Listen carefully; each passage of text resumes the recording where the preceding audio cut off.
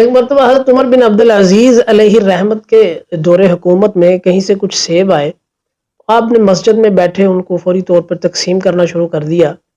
آپ کا ایک چھوٹا سا بیٹا بھی وہاں موجود تھا، تو اس نے وہاں سے ایک سیب لیا، لے کے اس نے ایک بائٹ اس کی لی، تو حضرت عمر بن عبدالعزیز علیہ الرحمت نے سختی سے اس سے وہ سیب واپس لیا۔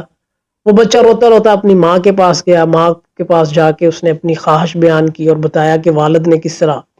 جو ہے اس پہ سختی کی ہے۔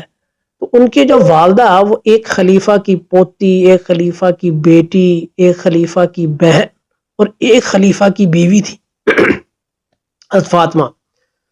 تو وہ ظاہر ہے کہ وہ اپنے بچے کی حالت دیکھ نہیں سکیں، تو انہوں نے کوشش کی، اپنے پاس سے دیکھا تو ایک سیب خریدنے کے بھی اس وقت امیر المومنین کے گھر میں پیسے نہیں تھے، یعنی کہ ایک خلیفہ کی پوتی، ایک خلیفہ کی بیٹی، ایک خلیفہ کی بہن اور ایک خلیفہ کی بیوی ہیں، لیکن اپنے بیٹے کو ایک سیب لا کے دینے کے بھی ان کے پاس پیسے نہیں ہیں۔ انہوں نے کہیں سے جوڑ جامع کیا اور کر کے اپنے بیٹے کو ایک سیب لا کے دے دیا۔ حضرت عمر بن عبدالعزیز علیہ الرحمت جب تشریف لائے، انہوں نے دیکھا کہ ماں جو ہے وہ اپنے ہاتھوں سے بیٹے کو سیب کھلا رہی ہیں۔ فوری طور پہ پوچھا کہ فاطمہ، یہ بیت المال سے تو نہیں سیب آیا؟ یہ جو سیب بیٹا کھا رہا ہے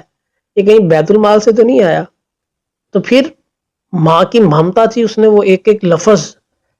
ماں کی ممتا میں ڈوب کر حضرت عمر بن عبدالعزیز علیہ الرحمت کو سنایا کہ کس طرح بیٹا آیا اور کس طرح وہ رویا اور وہ کس طرح میں نے ایک سیب کا بندوبست کیا اور کس طرح جو ہے وہ اب میں اسے کھلا رہی ہوں۔ حضرت عمر بن عبدالعزیز علیہ الرحمت نے کہا کہ وہ جو سیب میں نے اس سے لیا تھا وہ میں نے اس سے نہیں لیا تھا، وہ میں نے اپنے دل کے ٹکڑے سے سیب واپس لیا تھا۔ اندازہ کریں میں کہ اس ایک عمل نے ہمیں مسلمانوں کے ہاں اور اللہ تبارک و تعالیٰ کے ہاں شرمندہ ہونے سے بچا لیا۔ یہ تھے ہمارے آباء و اجداد اور یہ تھے ہمارے حقیقی حکمران۔